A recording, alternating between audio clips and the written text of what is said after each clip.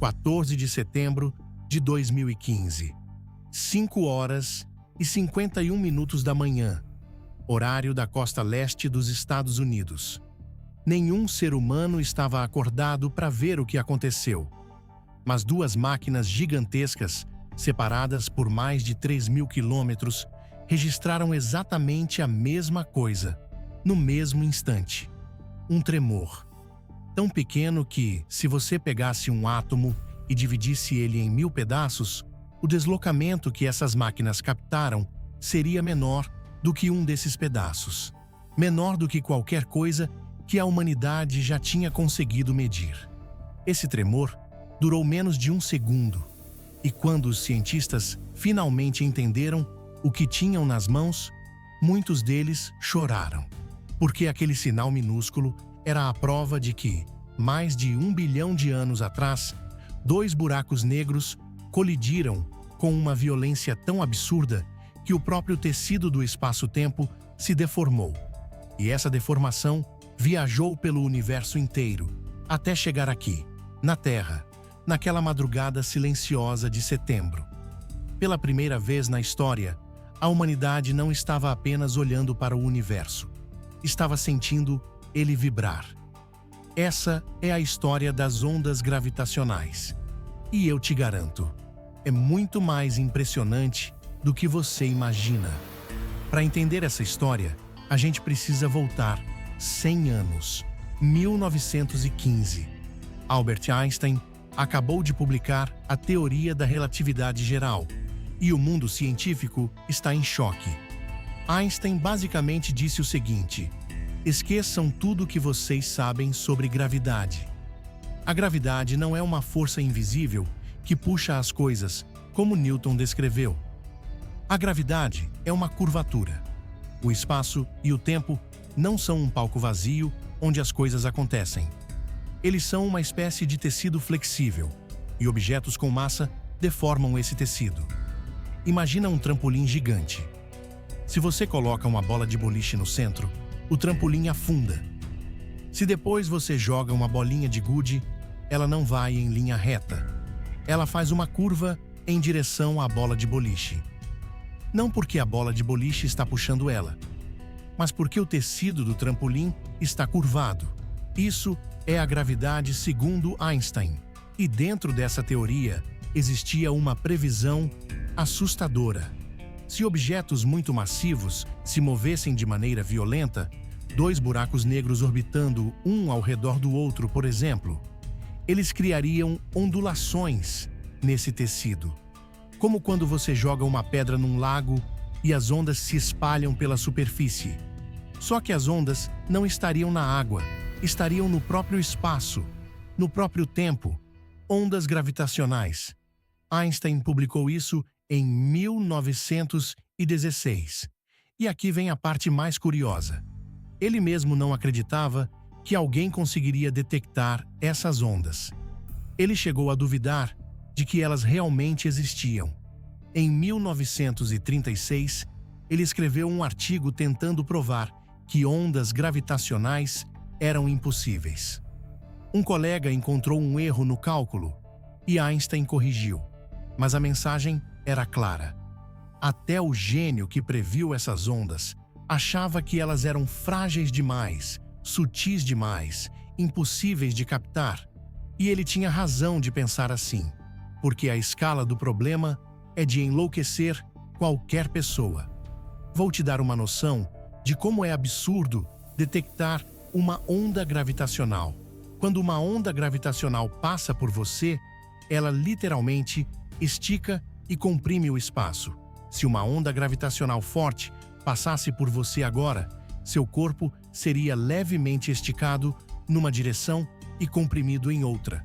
Mas a deformação é tão microscópica que você jamais sentiria. Para ter uma ideia, a primeira onda gravitacional detectada causou uma variação de 4 milésimos do diâmetro de um próton. Isso é 10 elevado a menos 18 metros, 1 bilionésimo de 1 bilionésimo de metro. Se você ampliasse a Terra até o tamanho da órbita da estrela mais próxima, essa variação equivaleria à espessura de um fio de cabelo. e alguém decidiu que ia construir uma máquina capaz de medir isso. Na década de 1960, um físico chamado Joseph Weber construiu os primeiros detectores de ondas gravitacionais. Eram cilindros enormes de alumínio que supostamente vibrariam ao ser atingidos por uma onda. Weber anunciou que tinha conseguido. Ninguém reproduziu os resultados. Sua carreira foi destruída. Mas a ideia não morreu. Ela encontrou um novo campeão. Rainer Weiss, um físico do MIT, teve uma abordagem radicalmente diferente. Em vez de esperar que um cilindro vibrasse, ele propôs usar luz. A ideia era a seguinte: você dispara um feixe de laser, divide ele em dois, manda cada metade por um túnel enorme em direções perpendiculares. Quando os feixes voltam, você compara eles. Se nenhuma onda gravitacional passar, os feixes voltam perfeitamente sincronizados. Mas se uma onda passar, ela estica um túnel e comprime o outro, mudando o tempo que a luz leva para percorrer cada caminho. Os feixes voltam desincronizados, e essa desincronização pode ser medida. O conceito era elegante, mas para funcionar, cada túnel precisaria ter quilômetros de comprimento. Os espelhos precisariam ser os mais perfeitos já fabricados pela humanidade. O vácuo dentro dos túneis precisaria ser melhor do que o vácuo do espaço sideral. E qualquer vibração, um caminhão passando na estrada, uma onda do mar quebrando a quilômetros de distância, o calor dos átomos nos espelhos, precisaria ser completamente eliminada. Weiss sabia que não dava para fazer sozinho. Então ele fez a coisa mais difícil que um cientista pode fazer: convencer outras pessoas a dedicarem a vida inteira a uma ideia que o resto do mundo achava loucura. O projeto ganhou um nome: LIGO, Laser Interferometer Gravitational Wave Observatory, e levou décadas para sair do papel. Os primeiros pedidos de financiamento foram negados. A comunidade científica ridicularizou o projeto. Físicos respeitados escreveram cartas, dizendo que era desperdício de dinheiro público. Comitês de avaliação disseram que a chance de sucesso era próxima de zero. Mesmo assim, o projeto foi aprovado. Foram construídas 2 instalações, uma em Livingston, Louisiana, e outra em Hanford, Washington, separadas por mais de 3.000 quilômetros, cada uma com 2 braços de 4 quilômetros de comprimento, formando um L gigante. A primeira versão do LIGO funcionou de 2002 a 2010, 8 anos. Não detectou nada. Muitos cientistas passaram carreiras inteiras trabalhando no projeto, sem nunca ouvir uma onda gravitacional sequer. Em vez de desistir, a equipe propôs algo ainda mais ambicioso: reconstruir tudo do zero. Uma versão melhorada chamada Advanced LIGO, 10 vezes mais sensível. Custou mais 200 milhões de dólares. Levou mais 5 anos. Em setembro de 2015, o Advanced LIGO foi ligado. 4 dias depois, ele captou o sinal. 4 dias, depois de 40 anos de trabalho. O sinal recebeu o nome GW150914.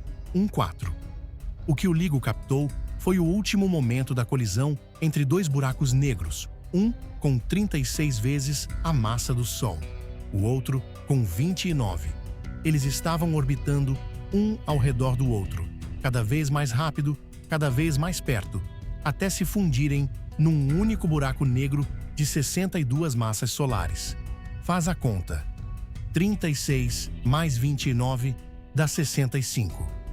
Mas o buraco negro resultante tem 62 massas solares.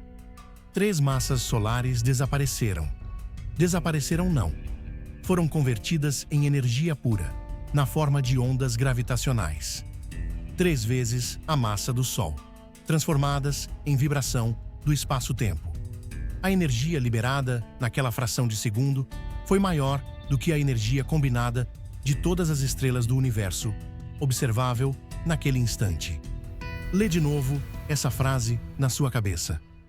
todas as estrelas do universo observável. E quando os cientistas converteram a frequência da onda gravitacional em som audível, ouviram algo que parecia um assobio rápido, subindo de tom. Os físicos chamam isso de chirp, um pio. O pio de dois buracos negros se despedaçando um contra o outro. Pela primeira vez, a humanidade não estava apenas vendo o universo, estava ouvindo. Talvez você esteja pensando, tá, mas o que isso muda na minha vida? Muda tudo. E eu vou te explicar. Durante toda a história da astronomia, a gente só teve um sentido: a visão. Telescópios captam luz, ondas de rádio, raios X, infravermelho. Tudo isso é luz em frequências diferentes. Era como tentar entender uma sinfonia inteira só lendo a partitura, sem nunca ouvir uma nota. As ondas gravitacionais nos deram um sentido novo.